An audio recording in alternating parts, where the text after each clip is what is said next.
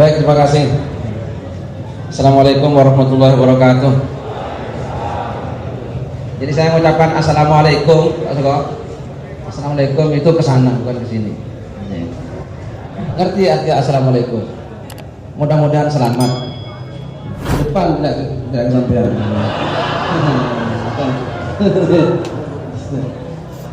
Baik teman-teman semua, gimana? Saya dari assalamualaikum. Kita mendoakan saya tidak selamat. Enggak. Sambil rumahnya Jogja, di Surabaya.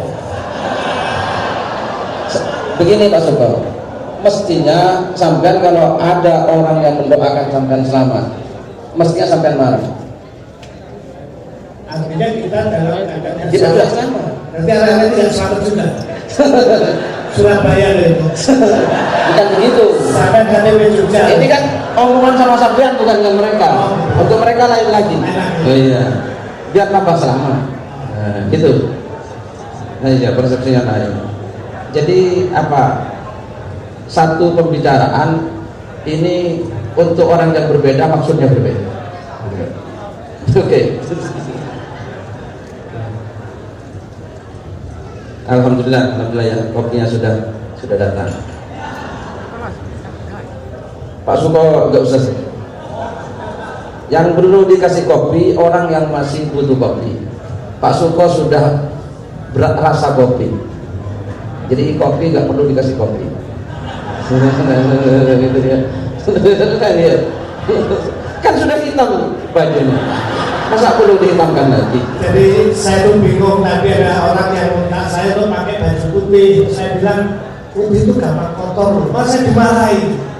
Jadi orang tuh persepsinya jangan kayak gitu. Makanya saya susah harus ngomong apa kalau soal politik, karena sekali keliru itu udah banyak orang yang mengkop saya. Saya orang penting. Tapi Pak Suko, di Indonesia kalau pakai pakaian hitam itu orang susah.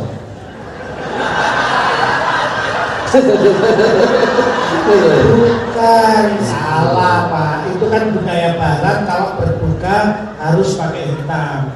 Warung Ponorogo yang hebat itu bajunya warnanya hitam. Oh gitu. Iya, tanya di Ponorogo banyak. Warung-warung semua ini. Warung money politik.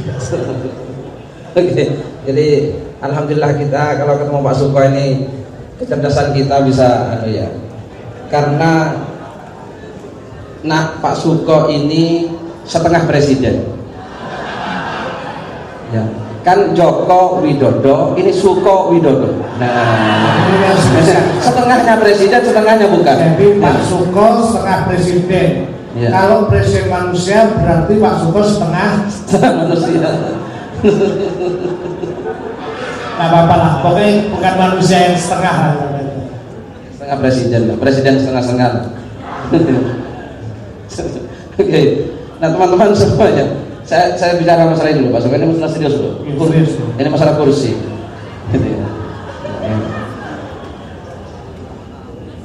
Iya. Pak Muzamil mau tidak terlalu serius, tidak usah ngasih masalah, karena mereka yang di depan kita ini adalah penuh masalah. Jadi Bapak diharapkan menjadi pegadaian yang bisa menyelesaikan masalah tanpa masalah. Pun Oke. Insya Allah sudah bisa kita sudah bisa menebak Pak Suko itu bagaimana itu ya. Alhamdulillah. Ya gini ya, karena tugas saya, karena saya difungsikan sebagai kiai. Bukan. Ya, kami jujur aja ragu-ragu sebetulnya. Tapi kan sarungnya cuma satu sehingga biar kelihatan kiai. Betul. Jadi kalau kiai Pak Suko, kalau DPR presiden itu kursinya itu kasat mata. Kalau kiai kursinya agak kasat mata. Itu bedanya situ. Bisa dijelaskan? Nah kiai itu karena agak kasat mata, kursinya bisa di mana-mana. Gitu kiai. Maka gak ada kiai rebutan kursi. Karena kiai Itu ya, kiai itu tidak mengejar kursi, tapi kursinya ikut. Itu kiai. Jadi kalau ada kiai kalau mengejar kursi, ini salah. Kalau kiai tidak mengejar kursi, tapi kursi yang mengejar kiai. Contoh begini ya. Tapi kalau kiainya nyangkit kursi,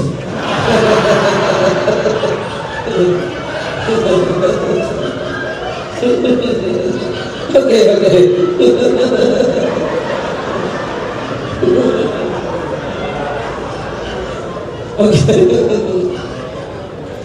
Oh iya, pindahan rumah. Oke. Maka Nabi Muhammad itu kan kursinya itu gak kelihatan mata, gitu ya. Tapi punya kursi. Mbah Mun itu gak punya kursi yang kelihatan mata, tapi punya kursi yang gak kelihatan. Ini lebih berharga karena gak ada harganya.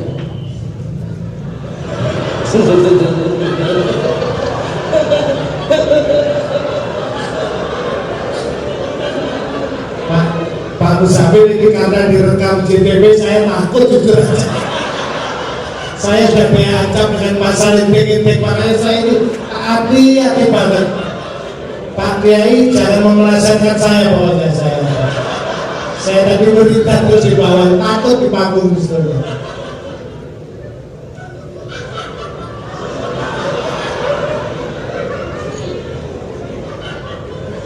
Saya dulu pernah Pak Suko, jadi saya diundang pengajian, gitu ya, diundang pengajian. Terus saya datangnya telat. Karena telat, ini tuan rumahnya ini kan apa? Tuan rumahnya kan tegang, kacau karena sudah waktunya ceramah tapi gak datang, bingung. Akhirnya dia tuan rumahnya itu Ustaz masih sambutan agak diperpanjang sambil menunggu. Nah di tengah-tengah dia itu sambutan, saya datang. Saking senangnya dia itu, alhamdulillah saudara-saudara, yang kita tunggu-tunggu datang juga. Mohon maaf, tangannya jangan kode-kode ya.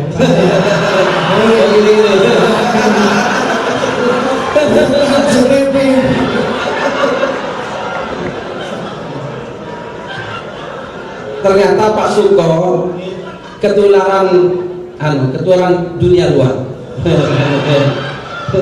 Di sini orang bebas berekspresi, Pak.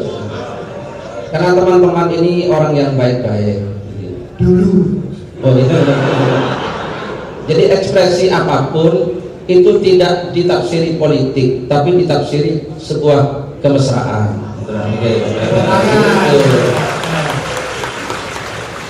Nah saking senangnya ini ya, dia saudara-saudara, alhamdulillah yang kita tunggu-tunggu datang juga.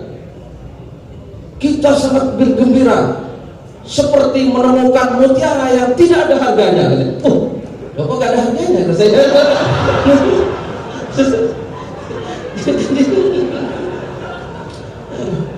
Ini saya berhenti sejenak mau pulang lagi saya udah.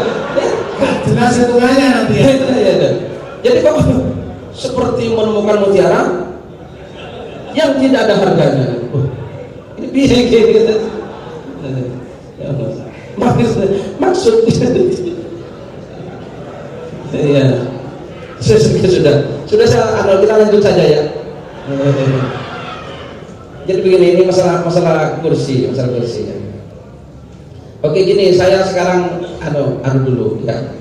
Nanti Mas Abrang saya kira ini akan berbicara yang memetakan semuanya. Saya hanya menyampaikan satu sesuai dengan apa yang saya tahu gitu saja. Gimana? Sudah serius nih ya? Serius dulu. Ini kita ini jadi gak layak jadi pimpinan Pak Suko. Gara-gara sering goyang ini. Jadi gak akan dipilih kita ini. Gak akan dipilih. Gak layak. Ini Pak Kiai. Di Rusia itu ketika negara dalam keadaan tertekan, ada buku namanya Mati Ketawa ala Rusia. Sama yang terjadi sekarang, ketika orang bingung, stres itu tidak pilih A, B, akhirnya pilih dildo. Nah, kita bagian dari dildo itu ya.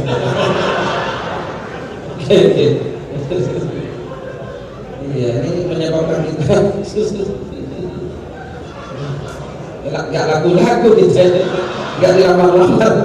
Gini ya, kira-kira rumusnya biar teman-teman ini kita tunjukkan kepada jalan yang benar. Kira-kira mungkin Pak Yai punya pengarahan karena salah arah semua teman-teman.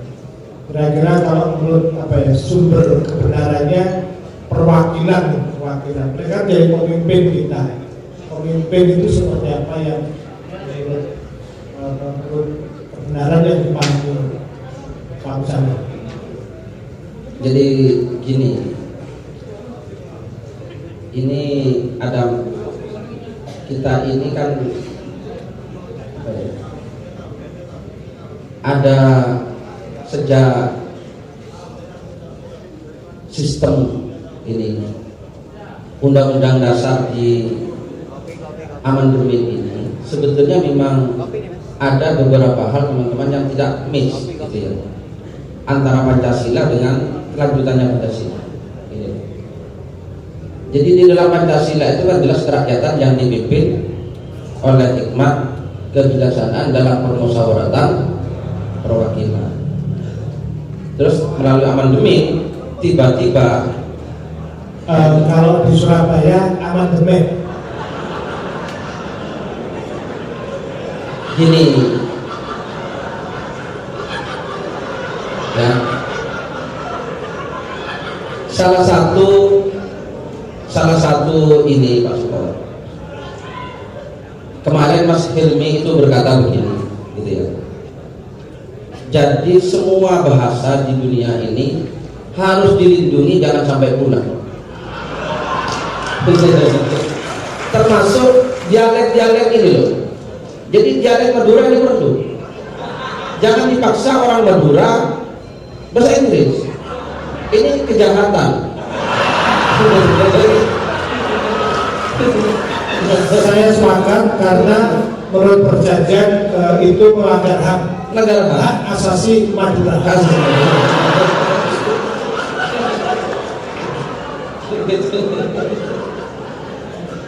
Jadi pokoknya sekarang orang itu bicara apa saja didengarkan, gitu ya. Jadi nggak usah dipersoalkan dialeknya karena itu hak asasi. Semua bahasa itu jangan sampai punah. Maka kata Mas Hilmi, kenapa Mbah Non itu sering misu Janjo barangkali. Itu dalam rangka supaya Janjo itu nggak punah. Karena kalau Janjo nggak boleh, lama-lama Janjo itu punah. Gitu ya. Jadi jangan sampai ada kosakata yang punah.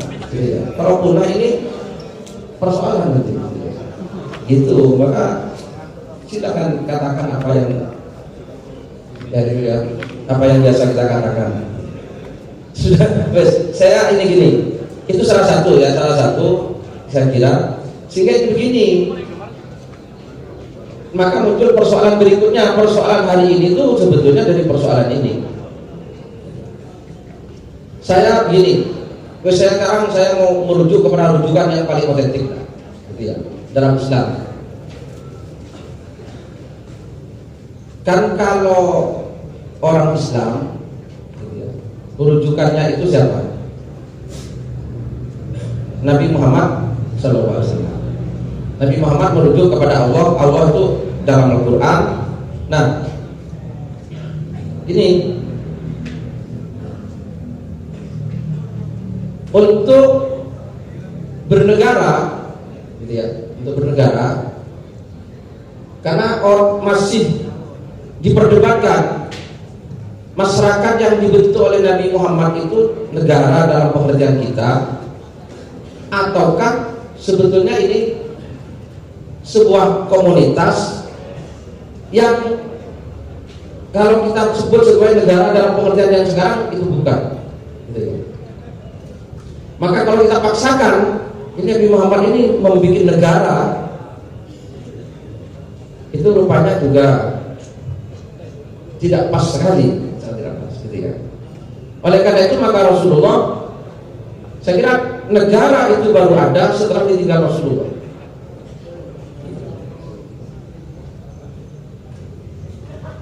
Karena kalau Nabi Muhammad itu disebut kepala negara, ya bukan, ya bukan kepala negara, ya. Beliau itu ya Rasul dan Nabi, sesuai dengan bagaimana beliau bisa mengajak masyarakat itu bisa berjalan sesuai dengan ajaran Islam, ya sudah dilakukan. Islam begini gitu ya. Nah, negara itu baru ada setelah Nabi Muhammad tidak ada. Maka kalau kita negara ini mau dirujukkan pada Nabi Muhammad, itu paling yang kita temukan adalah nilai kejujuran, nilai keadilan, nilai musyawarah, nilai kesamaan, dan seterusnya. Itu yang jadi Nabi Muhammad itu software, gitu ya. Nabi Muhammad itu memberikan software kepada kita. Sama, jadi negarawan tidak bisa merujuk dalam bentuk yang konkret berupa hardware kepada Nabi Muhammad. Pengusaha juga tidak bisa, gitu ya. Dalam hal yang lain, karena yang diberikan Nabi Muhammad itu adalah software. Gitu. Nah, negara baru lahir setelah Nabi Muhammad wafat. Gitu.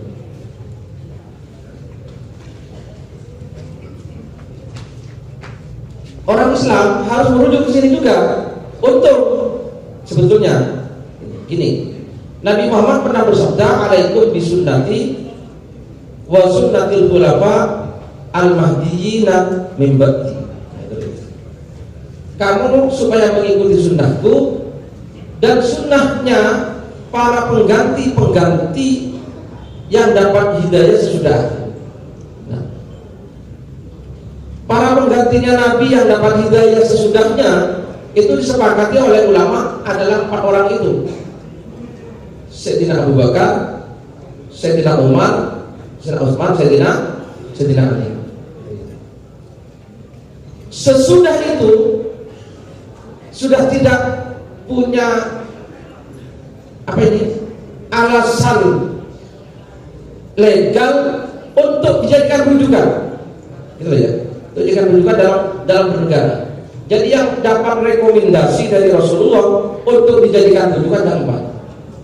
Maka umat Islam tidak usah merujuk tentang kehidupan bermasyarakat dan bernegara secara wajib loh, secara suatu keharusan keagamaan kepada dinasti Bani Umayyah, gitu ya, kepada dinasti Bani Abbasiyah. Itu anggaplah itu sejarah, gitu ya.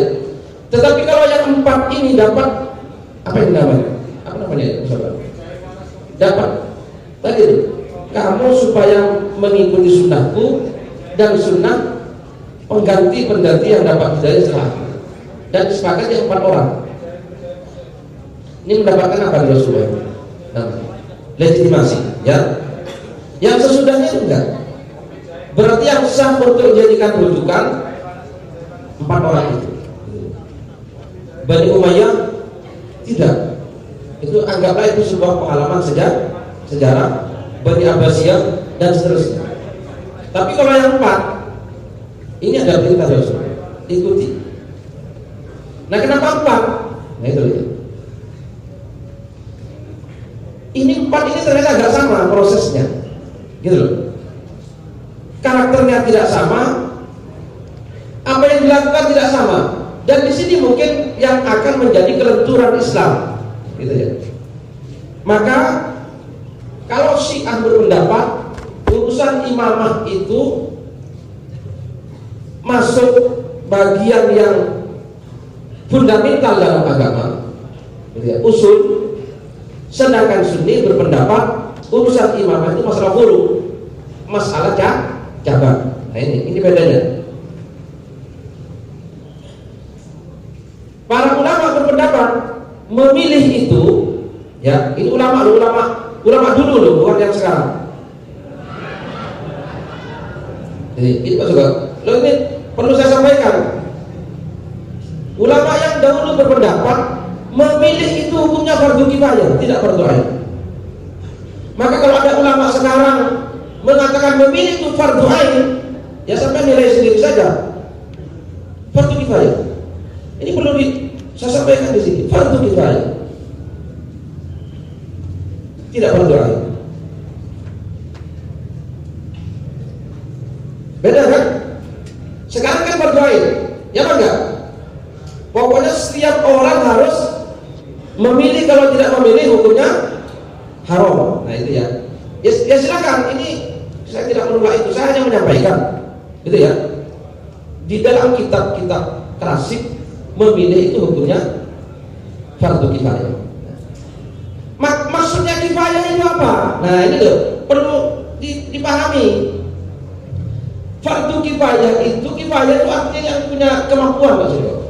Fardu wajib bagi orang yang punya kemampuan, yang tidak. Nah sekarang ini aspek ini saya kira ini modern mestinya juga begitu. Masa orang yang tidak bisa memperbaiki motor sampai suruh memperbaiki motor, ini namanya kan pemerkosaan. Oh iya. Ini pernah saya usulkan dulu di NU. Di NU itu pernah saya usulkan. Sekarang taruh ke NU dulu dengan salah seorang pengurus. Mestinya kalau ada pemilihan, itu pekerjaannya itu diperjelas dulu, baru dicari orangnya yang bisa mengerjakan pekerjaan itu. Nah itu ya.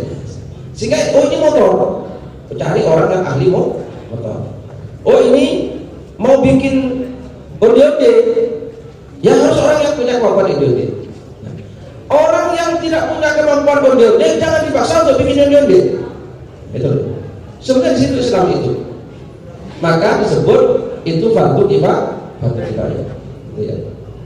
Sama dengan kalau ada orang meninggal dunia, itu kan wajib diapakan? Kok disolati? Pertama dimandikan, ya. 2 dikafani, ya. 3 disolati. 4 itu apa wajib kepada semua orang itu. Yang terkena kewajiban siapa? Orang yang bisa kok. Orang yang bisa, gitu ya. Orang yang bisa.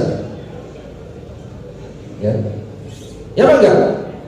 Orang yang punya kemampuan, yang bisa memandikan, bisa mengkafani, bisa menyolati, bisa menggali kubur dan memasukkan dalam kubur. Itu namanya fardu kifayah. Orang yang tidak, ya tidak. Sampai yang tidak bisa ya cukup duduk-duduk saja sambil pakai baju hitam di situ.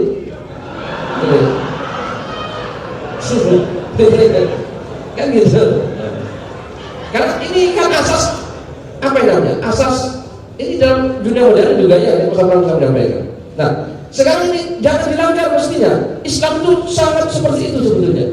Jadi ada sama dengan itu. Ada orang sakit, gitu ya. Ada orang sakit, wajib ditangani, wajib diobati oleh siapa? Orang yang bisa, yang ahli urusan kesehatan. Pak Suko kok dipaksa kepada orang sakit cepat mati bukan? Kan begitu. Ya kan? Jadi mengobati ketika ada orang sakit wajib bagi siapa? Ya dokter-dokter atau tabib atau dukun-dukun atau kiai, itu ya, yang punya kemampuan untuk itu. Kalau kiai itu bisa apa saja Pak Suko. Kalau itu saya percaya bisa kawin, bisa macam-macam, bisa bawa kursi, gitu. Loh ya kan, ini saya dulu ini masa berang biar ini. Ini dalam Islam begitu, ya. Jadi ketika ada orang sakit itu Ini wajib dia Pak diobati, dan yang terkena hukum wajib siapa? Yang bisa mengobati. Orang yang tidak bisa gak usah macam-macam, menang saja. Ya paling hanya mendoakan gitu loh ya. Mudah-mudahan sembuh. Ada orang patah tulang, nah itu ya. Terus sampai tiba-tiba datang, mana tak perbaiki? Ya bukan malah sembuh tulangnya, malah remuk. Gitu ya. Jadi harus orang ahli tulang. Nah sekarang kira-kira sudah kelihatan nggak petanya ini? Sebetulnya apa yang dimaksud dengan ini? Ashabul kursi ini.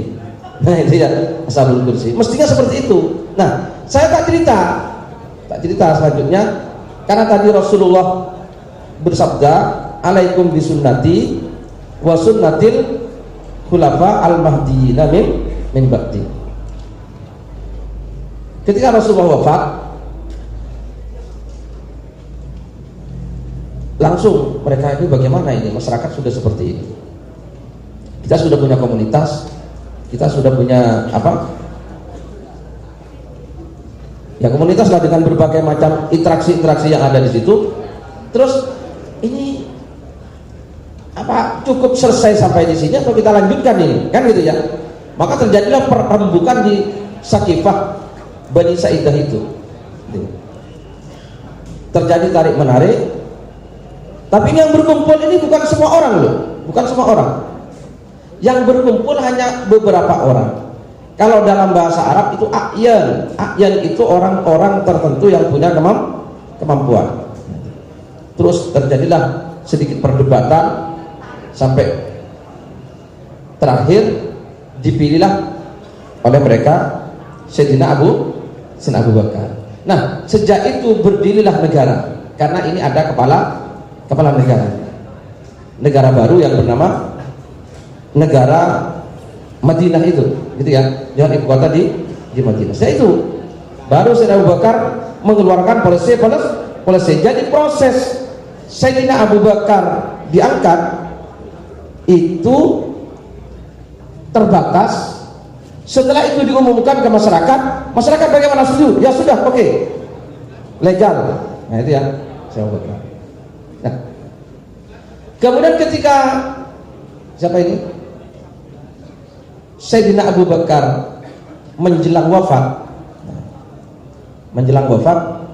dia berpikir, ini siapa yang mau mengganti aku? Banyak masukan. Sayyidina Abu Bakar bermusyawarah dengan beberapa orang. Akhirnya Sayyidina Abu Bakar karena melihat dari aspirasi yang masuk itu gak ada yang seret. Sayyidina Abu Bakar sendiri punya inisiatif. Sudah, kalau begitu saya sekarang yang mau menunjuk. Terus siapa yang mau ditunjuk? Saya mau menunjuk Umar bin Khattab.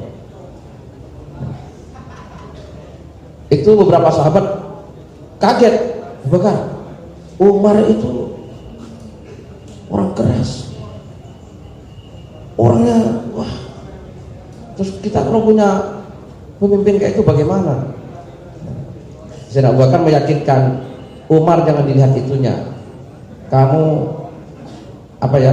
Kalau Umar itu memimpin setelah aku, Umar akan membawa kamu semua kepada kebenaran dan kejayaan.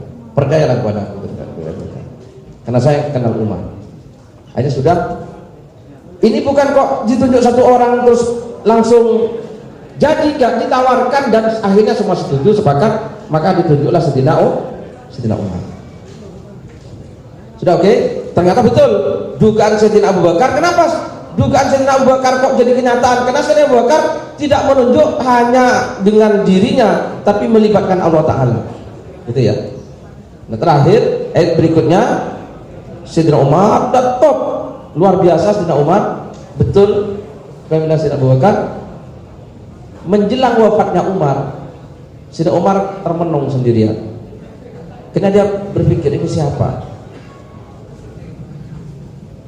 Akhirnya didatangi oleh Abdullah bin Abbas. Ibn Abbas datang. Sayyidina Umar kok sepertinya susah. Ada apa? Ya Ibn Abbas, saya memang susah. Ibn Abbas ini ya anak muda yang dulu pernah dibawa oleh Umar bin Khattab ke forum musyawarahnya orang tua. gitu ya. Jadi sejak Ibnu Abbas ini belum balik, masih anak-anak, oleh Umar bin Khattab dibawa ke musyawarah para sahabat yang sudah tua-tua, sampai sahabat yang lain bertanya, Umar, ngapain kamu bawa anak kecil? Loh, ini usianya kecil, usianya masih muda, tapi ilmunya tinggi, kan begitu. Jadi ada kedekatan. Ibnu Abbas bertanya, Umar, kenapa? Ya, saya sepertinya hidup saya tidak akan lama lagi. Saya sudah menjadi khalifah sekian berapa tahun Sayyidina Umar? 13 tahun, ya. Nah, kata Sayyidina Umar, saya harus berhenti. Terus yang membuat susah, ya saya masih pikirkan pengganti saya. Siapa kira-kira? Nah, Ibnu Abbas mengajukan beberapa orang kepada Umar. Umar, gimana dengan Ali? Ya, Ali orang yang baik, tapi nggak ada tapinya. Tapi Ali begini, gak usah saya sebutkan ya. Salah satunya itu tadi Pak Suko yang disebut oleh Sayyidina Umar, salah satunya. Tapi Ali ini orangnya suka guyon. Nanti gimana kalau dipimpin oleh orang? Nah, itu loh. Karena waktu itu tidak diperlukan itu. Waktu itu sebenarnya ini bukan nilai ini artinya, ya. Dan Ali akan memimpin kamu kepada kebenaran. Oke. Bagaimana kalau Utsman? Itu oleh Ibnu Abbas. Utsman ya orang yang baik, cuma nanti ini Utsman itu punya kebiasaan nanti ini. Dia itu kalau punya pendapat nanti sulit dibelokkan, gitu ya. Dan dia akan memberatkan masyarakat. Nanti dia tidak akan berubah kecuali dia dibunuh oleh orang, gitu ya. Kaku. Itu katanya Umar bin Khattab. Oh gitu. Bagaimana kalau Zubair bin Awam? Oh jangan. Zubair itu pernah meminta-minta dulu, gitu ya. Bagaimana kau Talha? Oh dia bagus, dia orang yang baik, cuma, nah itu. Jadi beberapa orang diajukan tuh, dilihat ada sisi gak bagusnya, gitu ya. Terus bagaimana dengan Abdurrahman bin Auf yang kaya dalam menurut? Dia lemah, dia orangnya lemah. Di situ hanya serah lama, ya sudahlah. Tapi maka akhirnya Sayyidina Umar itu, ini maksud saya ini begini loh. Saya menceritakan ini, nanti masa perang saya bisa memetakan ini. Teman-teman kalau ada waktu satu saat harus dipelajari Ali ini punya sifat apa saja, Utsman punya sifat apa. Dari situ kita bisa menemukan, gitu ya. Nah, akhirnya karena dari beberapa tawaran tadi begitu, terakhir Sayyidina Utsman sudahlah, saya tunjuk 6 orang saja kan. 6 orang Ali, tapi Ali harus didampingi oleh Zubair bin Awam. Terus yang kedua Utsman, tapi Utsman harus didampingi oleh Talha bin Ubaidillah, gitu ya. Terus Abdurrahman bin Auf, tapi dia harus didampingi Sa'ad bin Abi Waqqas. Maka silakan 6 orang itu musyawarah. Nanti siapa yang dipilih di antara 6 orang, ya sudah itu, kan gitu. Dan di sini saya kira kerakyatan yang dipimpin oleh hikmat kebijaksanaan dalam permusyawaratan perwakilan itu. Dan Utsman yang terpilih akhirnya. Dan apa yang dikatakan oleh Sayyidina Umar betul, ya kan enggak? Ya kan? Betul. Nah, setelah itu terjadi pemilihan Sayyidina Ali dan begitu seterusnya. Sayyidina Ali itu hanya satu usulan dari Ibnu Abbas saja, karena yang lain ini sudah gak ada. Ibnu Abbas sendiri, tapi terus ditawarkan ke masyarakat dan masyarakat menyetujui. Bagaimana kalau kita angkat Ali? Setuju semua, masyarakat ditawarkan setuju. Nah, barangkali salah satu usulan saya ini sebetulnya Pak Sugeng, karena sampai ke servis Pol. Kalau melihat dari berbagai macam tadi yang terjadi pada zaman sahabat, saya itu punya pikiran begini. Seandainya satu saat Indonesia itu gitu ya. Calon itu tidak boleh berkampanye, gitu. Itu mungkin lebih baik. Sehingga money politik itu tidak ada. Ini kan nggak ada money politik pada ulama urus itu, karena nggak ada yang berkampanye. Gitu ya. Jadi yang mengkampanyekan itu KPU. Jadi lembaga negara, KPU mengkampanyekan orang hanya menyampaikan calon-calon Anda. Nah, ini siapa yang menyiapkan itu siapa terserah. Ini hasil Amerika lain. Tapi calon tidak boleh berkampanye. Jadi sejak dia diputuskan menjadi calon apa wakil atau calon apa, gitu ya, HP-nya dirampas, gitu ya. HP-nya dirampas, dia nggak boleh berkomunikasi dan dia harus diawasi. Nggak boleh mempengaruhi orang yang berkampanye itu lembaga lain, bukan dia. Insya Allah nggak ada money politik.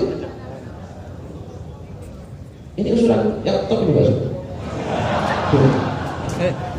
Ya belum tentu juga.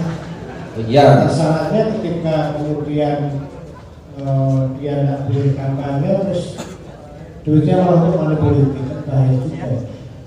Ini problemnya bukan di situ. Dia tidak berkampanye, tim suksesnya tetap. Nggak boleh ada tim sukses. Kok berarti melanggar hak? Apa? Hak asasi mengkampanyekan itu. Jadi yang mengkampanyekan lembaga resmi yang kita biayai. Jadi sekarang sudah dilakukan itu. apa? Sekarang sebetulnya KPU itu sudah memberikan uang, macam-macam, tapi medsos itu kan sekarang Makanya kan harus dirampas HP-nya. Jadi calon-calon nggak boleh punya HP selama mencalonkan itu. Nah kalau yang mengkampanyekan orang lain, Apa? yang mengkampanyekan orang lain, Harus lembaga resmi. Lembaga resmi. Gitu ya. saya doakan semoga Pak Musanil menjadi ketua KPU.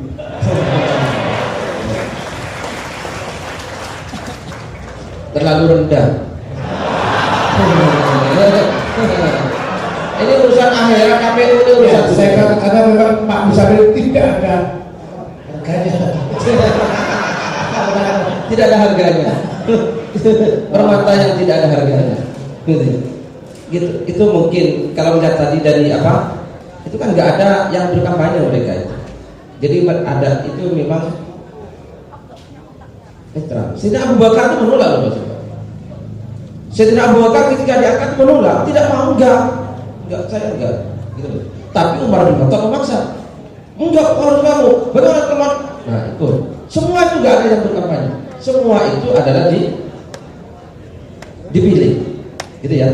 Bukan minta dipilih. Maka Rasulullah pernah bersabda kan, "Hai Abdurrahman, la tas'alil imar." Itu kan sabda Rasul kepada Abdurrahman bin Auf. Gitu ya. Kamu jangan minta kekuasaan. Fa innaka in uktitaha an mas'alatin, gitu ya, ukilta alaiha. Karena kamu kalau diberi kekuasaan karena kamu minta, kamu akan diculki. Tapi kalau kamu dapat, nah ini yang perlu dilembagakan. Maka lembaganya kayak tadi itu hadis Nabi. Tapi kalau wa in uktitaha an ghairi mas'alatin u'inta alaiha. Kalau kamu itu dapat tanpa minta, tanpa berusaha, maka kamu akan dibantu. Tapi kalau kamu berusaha, kamu akan diculki. Nah mestinya saya berpendapat tadi itu seperti itu. Jadi mestinya kita bikin. Nah tapi ini kaitannya ya tidak hanya ini. Pendidikan kita juga harus bagus, UNAIR harus bagus, Fisipol harus bagus, gitu ya. Dan lembaga-lembaga bagus sehingga munculnya masyarakat yang seperti ini, gitu loh. Ini sekarang ini persoalannya seperti sekarang bukan hanya masalah politiknya, tapi sejak dari pendidikan, gitu loh ya. Iya kan? Sejak dari pendidikan. Sekarang itu orang itu justru kalau nggak jadi calon nggak ada harganya gitu. Jadi baru berharga kalau jadi calon. Saya punya teman itu jadi calon loh. Itu nggak jadi dan sampai sekarang fotonya ditaruh di apa? Di ruang tamu hanya untuk ditunjukkan kalau pernah nyalon. Ada fotonya, padahal nggak jadi. Ini loh foto saya dulu waktu saya nyalon loh.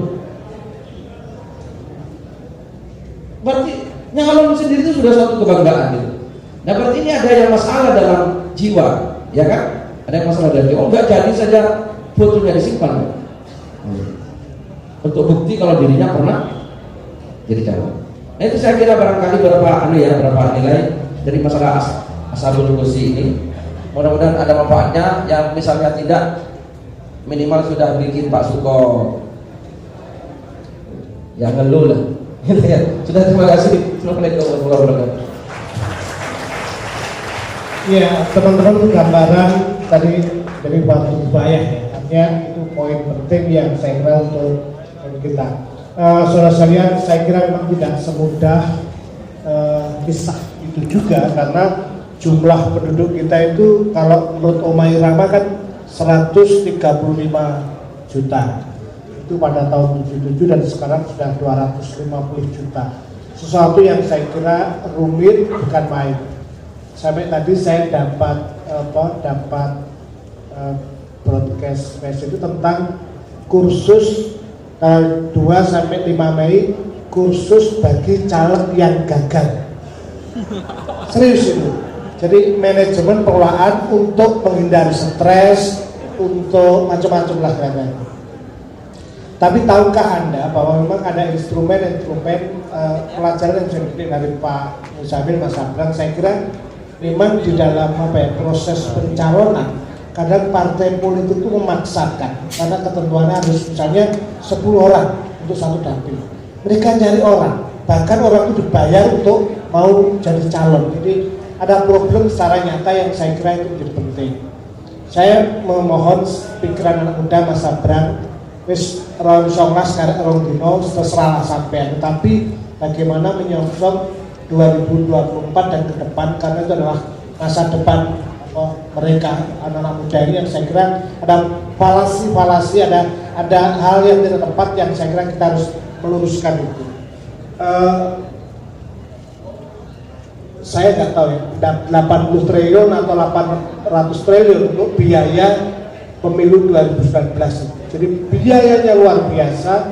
Jadi saya kira dalam kebingungan ini ya, kelah kita misalnya tetap datang ke TPS, bismillah saja, saya kira diberi ruang, tapi terserah Anda lah.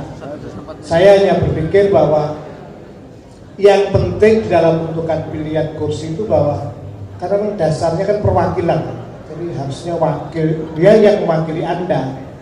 Nah yang kalau yang saya mewakilkan orang yang tidak dipercaya, ini kan mencari dosa berat. Kira-kira sing layak dipercaya untuk pencarian orang-orang yang ada trust ya bawah sadar. Kan sudah mencoba, KPU saya kira juga sudah mengumumkan caleg yang bermasalah misalnya, dalam kasus pernah di penjara macam-macam. Ya udah berusaha untuk semacam itu. Jadi saya tapi sepakat di Amerika itu untuk negeri yang dianggap paling demokrasi, untuk memilih itu tidak seperti sekarang ini, Pak. Jadi misalnya perempuan itu juga belakangan, terus kaum buruh juga belakangan. Jadi yang Pak Muzabil sebut orang yang mumpuni awalnya seperti itu. Tapi kita kan enggak kan, semua digelontor dan ya ada dilema yang saya kira memang harus diputuskan untuk melakukan itu. Nah dalam keadaan dilema ini, Mas Abrang kira-kira pikiran-pikiran yang meletik buat nyangoni mereka, monggo silakan.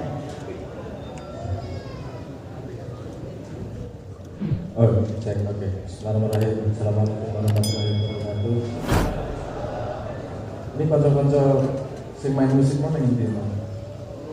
Kok orang? Enggak, apa namanya? Nama bandnya apa tadi? Bluesmith. Bluesmith itu salah persepsi sedikit berbahaya itu. Seperti Blue es mate. Bluesmith. Jadi salah tangkap itu berbahaya, artinya bisa sama sekali berbeda. Saya yakin di Indonesia amat sangat banyak golput, terutama golongan penerima uang tunai.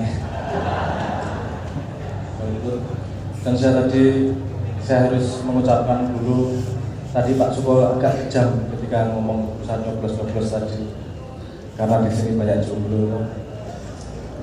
jomblo itu Anda tidak tahu sedihnya seperti apa. Penduduk di bumi menurut tahun 2017 penduduk di bumi adalah 7,53 miliar dan tidak ada satupun yang mau sama kamu. Nggak menderita banget tau.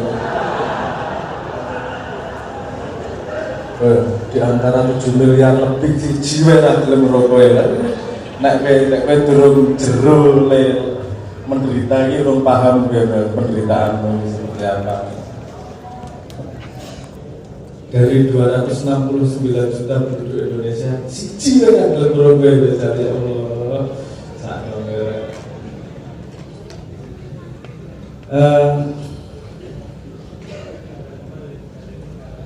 Proses memilih pemimpin mau tidak mau kita lakukan dua hari lagi. Dan ini masalah yang sangat kompleks sebenarnya, sangat kompleks. Saya urut satu langkahnya dulu, satu demi satu langkahnya.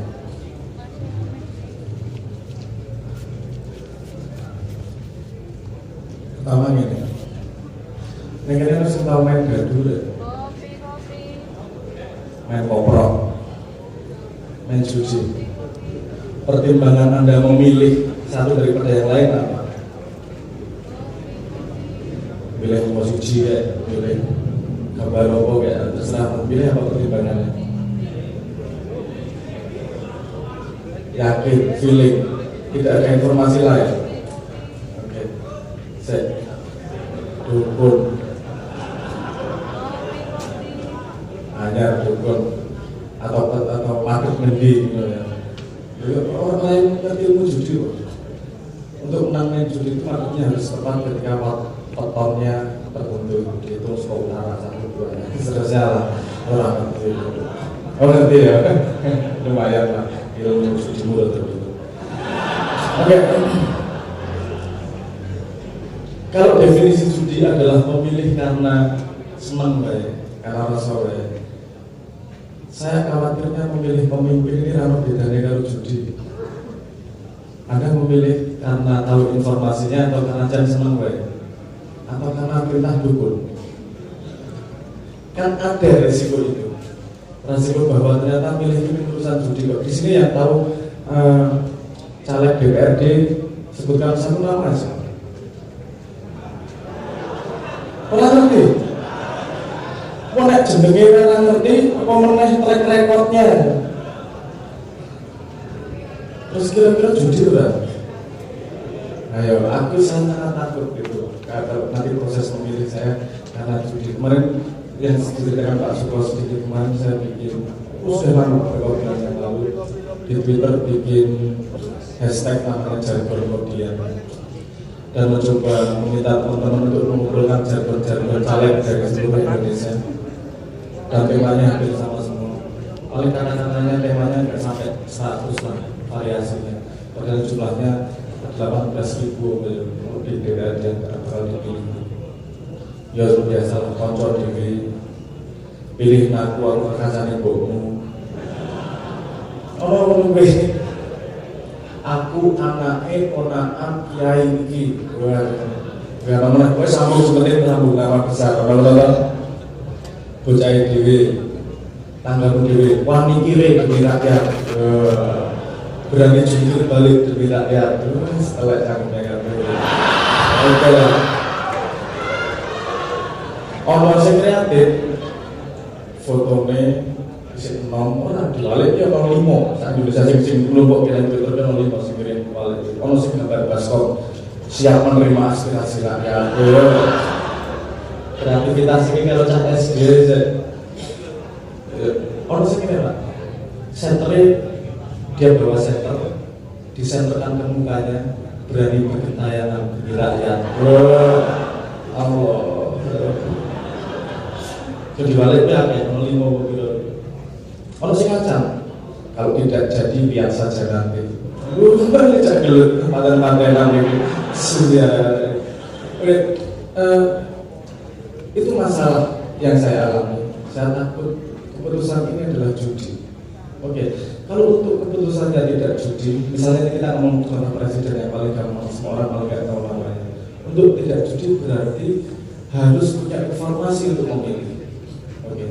Masalahnya di mana untuk ketika informasi untuk memilih? Masalahnya di sini. Social public place-nya, social place public place itu bahasa Indonesia ruang publiknya sekarang itu kebanyakan medsos dan kita agak susah memilah mana yang benar mana yang enggak. Kalaupun kita tahu yang benar, limitasinya ada pada manusianya. Karena gini, presiden itu diharapkan memahami semua masalah di masyarakat, dan masyarakat tidak mungkin mampu memahami semua masalah. Gue pengen peduli dengan masalahmu dulu. Gue kalau kerjaanmu setiap hari adalah ojek online, kamu tidak tahu permasalahan tentang nelayan. Kalau gue nelayan, kamu tidak tahu permasalahan tentang pertanian. Jadi secara intrinsik kita juga tidak bisa menilai kemampuan presiden secara kemampuan calon pemimpin secara merata. Karena dia dipilih menjadi pemimpin justru karena kapabilitasnya yang seharusnya mampu memahami semua jenis masalah. Kalau kita mampu memahami semua jenis masalah, rasa presiden. Kowe sebagai presiden mau mampu kok, kan gitu premisnya. Jadi agak susah nih. Oke, macet nih. Kalau saya tahu cuma satu masalah, seharusnya kemudian terjadi kontrak politik. Kontrak politik menurut saya boleh, benar, tapi arahnya harus antara rakyat dengan yang dipimpin. Oke, tak jual suara, bukan tak jual, tak berikan suaraku untukmu asal kamu memperjuangkan ini. Boleh, menurut saya itu satu kampung, satu daerah. Oke, tak pilih kamu memperjuangkan ini yang saya pedulikan. Saya tidak melihat, mungkin informasi saya tidak lengkap. Jadi saya tidak melihat ada kontrak politik vertikal antara rakyat sama calon pemimpin. Yang terjadi kontrak politik adalah elit sama elit. Kita yang dari 5 tahunan perhatikan. Oke, terus dia caranya. Terus saya melihat mencoba mencari dalam Islam, mencari dalam masalah agama. Bagaimana cara memilih pemimpinnya? Yang paling sederhana, cerita Nabi Yunus. Bagaimana dia ketika disuruh mengajak kebaikan, dia paham kompleksnya masalah dan mundur, gak mau. Akhirnya dimakan ikan dan keluar dari ikannya karena dia mengakui ketidakmampuannya. La ilaha illa anta subhanaka kuntu minadh dhalimin. Saya gak mampu. Justru karena ketidakmampuannya tersebut kemudian diletakkan menjadi orang yang diberi tugas lagi untuk memperbaiki rumahnya. Saya belum pernah lihat ada caleg atau calon pemimpin yang mengakui kelemahannya. Kabeh ngomong tentang bahwa mereka bisa menyelesaikan semua masalah. Karena gampang terus beres, kita tinggal bikin ini nanti, tinggal bikin ini. Ini kok koyongnya lama masalah kok gampang banget kabeh. Kan tidak ada yang mengakui bahwa ini masalah susah loh di Indonesia. Dia tidak paham atau menyepelekan atau tidak memperdulikan, yang penting dapat suara. Kan gitu jadi kesimpulannya kemudian. Kalau dia mengakui limitasinya bukan berarti kita tidak memilih kok. Kita sadar bahwa dia tahu beratnya permasalahan di Indonesia. Dan perdebatan itu kemarin saya juga enggak melihat misalnya orang yang ngomong, siang bertanya tentang itu, masalahnya apa sih sebenarnya? Menurutmu berat atau tidak sih? Jadi semua pada posisi bisa menyelesaikan masalah. Dan itu agak masalah itu. Kenapa? Kalau orang tidak mengetahui limitasi dirinya, dia akan terperangkap dalam arus arogannya, pada arus egonya. Ego itu penting sebenarnya, tapi pada skala yang tepat. Nomor satu, dia harus mengakui kelemahannya dulu. Kenapa itu penting juga? Ini saya agak melebar sedikit. Kenapa itu penting juga? Gini, kalau kita melihat peradaban dari zaman dulu, kita nggak ngomong benar salah, kita ngomong efektif. Peradaban yang paling efektif untuk membangun society dengan teknologinya dan segala macam adalah ketika dilahirkannya saintis. Ketika dilahirkannya saintis itu bahasa Indonesia. Ilmuwan. Terus cara berpikir ilmuwan nomor satu itu gimana sih? Nggak mudah loh jadi ilmuwan itu.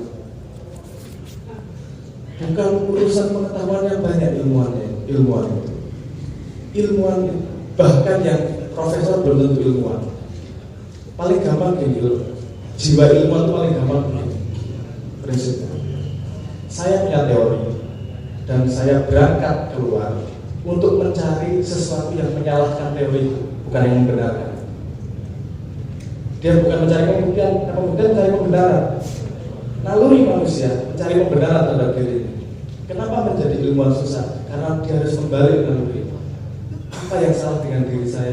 Apa yang salah dengan teori saya? Itu cara berpikir ilmuwan. Dan itu terbukti membangun peradaban yang paling cepat itunya, pertumbuhannya itu dunia modern sekarang ini. Menurut yang pernah saya baca.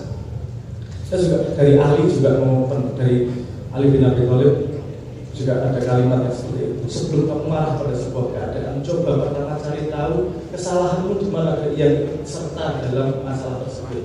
Ya, pertama yang bisa cari tahu adalah kesalahan dirinya, bukan kehebatan dirinya. Dan ketika parameternya itu adalah bagaimana dia bisa melihat kesalahan dalam dirinya, dia tidak menemukan di mana-mana masalah lagi. Yaitu pemimpinnya gimana, mencari pemimpinnya gimana keputusan. Terus akhirnya kita sama teman-teman membuat aplikasi yang namanya Pantau Bersama. Pantau Bersama sebenarnya bukan mimpi besar-besar, cuma menghindarkan dari berjudi sesederhana itu. Kalau ngomong-ngomong menerang judi, menerang nyoblos karena urusan seneng atau karena dukun. Dari pertimbangan itu sendiri, pokoknya sak ngertiku ngene bahwa kemudian tebakannya salah biasa. Paling enggak tidak judi. Karena judi dia dilarang di mana-mana dan outputnya selalu tidak baik judi. Ini masalah yang tidak mudah untuk dihandle, masalah yang tidak mudah untuk dihadapi ke depannya seperti apa. Karena ini sistem yang sudah terbangun bertahun-tahun, berpuluh-puluh tahun. 2024 perangnya bakal lebih seru lagi. Karena banyak pemuda yang naik free for all atau tokoh baru lagi. Kalau kita keadaannya masih seperti ini ruang publiknya dan tidak ada hipotesis cara baru untuk menata ruang publik, kita akan mengalami keributan yang sama seperti sekarang ini dan tambah repot nanti.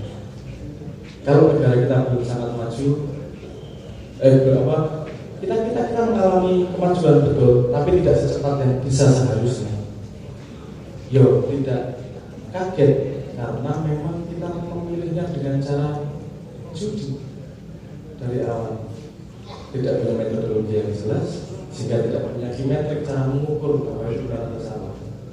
Oke. Kita lanjutkan untuk umat ya. Oke. Gini. Jadi jawabannya tadi itu, kalau urusan besok itu menghindarkan dari judi, pantau bersama yang kita tawarkan. Terus kemudian seharusnya gimana sih seharusnya? Oke. Seharusnya yang diambil dari pemimpin. Yang kita butuhkan dari pemimpin itu apa sih? Nomor satu, paling basic, paling dasar, kemampuannya membuat keputusan. Tidak ada satupun keputusan yang tidak mengandung resiko. Semua keputusan pasti bisa disalahkan. Semua keputusan pasti mengandung resiko. Dan rakyat tidak boleh bermimpi bahwa ketika memilih pemimpin nanti tidak akan ada resiko.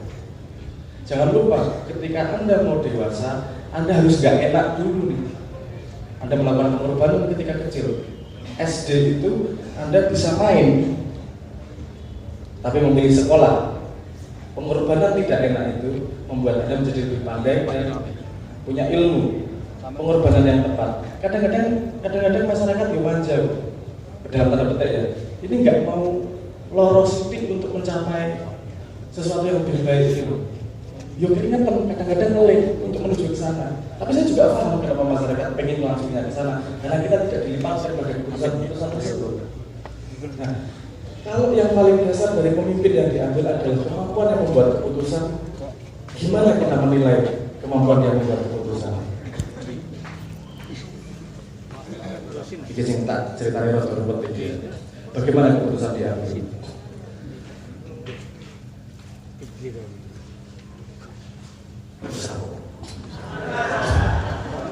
Rada ruwet soalnya, kira-kira ruwet.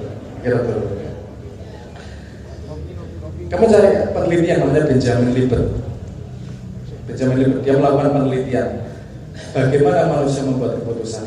Jadi gini, otak manusia kan ada mengambil keputusan, kemudian sadar bahwa dia mengambil keputusan. Ada dua jarak itu, mengambil keputusan dan otaknya sadar bahwa dia mengambil keputusan itu. Orang wejuk, aku tak milih kain daripada kain. Enggak, itu keputusannya terjadi sebelum kamu sadar membuat pilihan. Itu jaraknya ada sekitar 300 milisecond. Totalnya dengan kesadaran indera semuanya sekitar setengah detik. Jadi tanpa sadar kamu sudah membuat keputusan, terus baru kemudian kamu sadar. Paham maksud saya? Jadi keputusan dhisik, kamu menyadari. Jadi sebenarnya kamu tidak menyadari keputusannya. Keputusannya terjadi duluan di belakangnya. Loh, terus keputusan di belakang siapa yang mengambil keputusan? Yang mengambil keputusan di belakang adalah pattern, misalnya pola yang dia bangun sepanjang hidupnya di belakang, pola-pola yang dia bangun sepanjang hidupnya. Bagaimana manusia membentuk pola adalah ketika dia mengambil hikmah dari pelajaran yang dialami dalam hidupnya. Makanya kalau Islam disuruh kamu ahli syukur, mensyukuri, mencari hikmah arti ilmu dengan apa yang terjadi. Kenapa? Karena kalau mengambil ilmu dari apa yang terjadi pola dalam hidupmu yang membentuk bagaimana kamu nanti mengambil keputusan. Jadi keputusanmu milih A atau B itu tidak dibikin ketika pilihannya datang di depan mata, tapi sudah terbangun di belakang. Jadi kalau mau mencari kapasitas pemimpin yang keputusannya benar, yang paling bisa dilihat adalah bagaimana dia membangun keputusan sebelum-sebelumnya. Jadi pola track record dia mengambil keputusan itu seperti apa? Kalau ngomong paling akurat seperti itu. Tapi kan susah banget nih. Kita cari track recordnya. Hikmahnya banyak banget kok. Sing iki jarine anak yang ini, keturunan ini, sing iki jarine ini, itu setengah mati. Kita sendiri tidak punya cara untuk melihat track record ke belakang bagaimana dia mengambil keputusannya. Keputusan tidak selalu benar, tidak selalu seperti yang diharapkan, tapi terlihat motivasi dari setiap keputusan yang diambil di belakang. Belum bisa kita 2019, tapi kita masih punya harapan untuk 2024. Bagaimana caranya? Ini harus kita pikirkan bareng-bareng. Intinya sederhana, jangan lagi berjudi. Tidak ada output yang baik dari perjudian. Karena kalau kamu berhasil, kamu tidak bisa mengulangi. Kalau kamu gagal, kamu tidak tahu sebabnya. Dan bagaimana ada kemajuan kalau kita tidak bisa menganalisa dan mengambil pelajaran dari perjudian.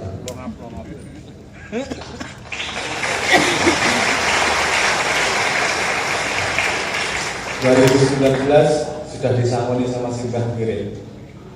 Minimal itu sudah bisa dipegang. Aku nyoblos, aku rambut suaranya, aku nyerahkan Gusti Allah, aku ora judi. Nyerahkan Gusti Allah. Sekarang minimal yang bisa kita lakukan adalah itu, tapi kita sudah punya analisa untuk 2024 seperti apa. Di posisi orang bukan orang tak pernah nyanyi orang. Aku pengen ngomongin yang baik. Indonesia itu modalnya adalah luar biasa kreatifnya, luar biasa kemampuannya untuk mencari hal-hal yang tidak ada sebelumnya. Dan jangan sampai disia-siakan kemampuan tersebut. Seni kreativitas adalah eksplorasi, jangan mau hanya dijadikan dekorasi.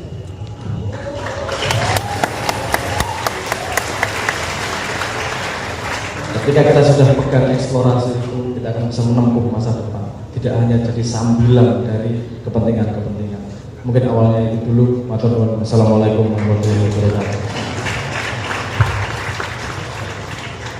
Iya, malam ini mungkin Anda tidak mendengarkan suara Mas Sabrang yang kangen Riso. Nah, apa-apa itu belakangan aja nanti. Tapi yang penting Mas Sabrang bahwa pikiran-pikiran baru seperti yang disampaikan Simbah, bahwa yang diharapkan dari Simbah adalah mereka kaum muda di bawah usia 40 ini. Anda semua, tepuk tangan buat Anda semua. Saya tadi berpikir bahwa Nekon bingung ragu songlas kenapa 2024 tidak mencoba masuk dalam bukan judi lagi, tapi menjadi bagian dari itu. Tidak masalah, politik sah-sah saja. Tidak ada politik kotor, yang kotor hanya orangnya. Itu perkara, dan itu perkara kita semua. Kalau Anda hanya berteriak di luar misalnya, juga Anda agamanya tidak berubah keadaan. Udah masuk aja, tidak apa-apa. Tapi harus cius, harus berlatih, dan saya kira ke depan track record Anda akan diukur, dan prosesnya tadi salah satu membuat keputusan penting itu jika Anda punya informasi yang memadai. Nah, informasi yang terjadi sekarang memang tingkat hoax-nya itu luar biasa. Instrumen yang ditawarkan Mas Sabran pun dengan begini pantau bersama, menurut saya masih gagal dalam kutip Yus gak apa-apa. Hanya orang-orang yang sadar dan insaf yang saya kira bergabung di situ. Dan itu dunia Anda, dan percayalah itu nanti kita akan mengalami turbulence yang luar biasa dalam demokrasi. Dan kalau Anda tidak mengikuti, Anda akan kancret. Kancret itu bahasa Indonesia-nya apa? Gak terima tertinggal kok, kancret. Bisa nanti keceret-ceret lah namanya. Jadi itu yang saya kira penting, dan saya kira lebih penting kalau kita mendengarkan lagu ini saya kira. Tapi saya terima kasih buat CTV yang terus menemani Anda mencerdaskan kehidupan masyarakat Indonesia. Nenek bimbing Jos, Mas nyanyi oleh Mas, nyanyi lagi satu lagi ya. Siap juga, tetap siap doa. Siap jam. Nah, terkait. Ya tadi tanya jawab. Tapi saat tanya jawab, saya pengen nyanyi ya soal negara-negara ini. Maksudku timbang Pak Muzamil nyanyi loh ya.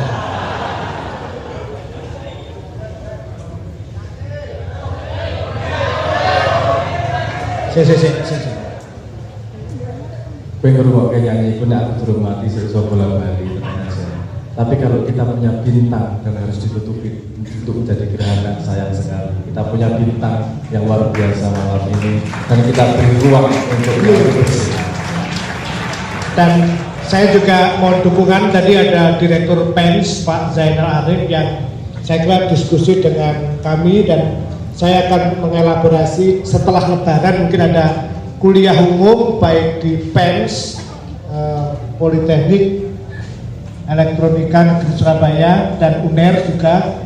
Kita akan mendengar pikiran-pikiran ilmiah sama Sabran dan kawan-kawan, dan saya mengundang Anda untuk menguji pikirannya Mas Sabran. Kita melihat ke depan sama-sama.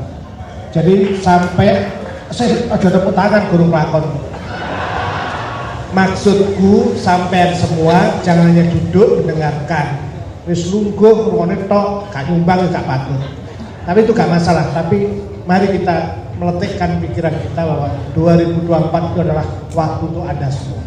Setuju ya? Jika setuju kita jumlah.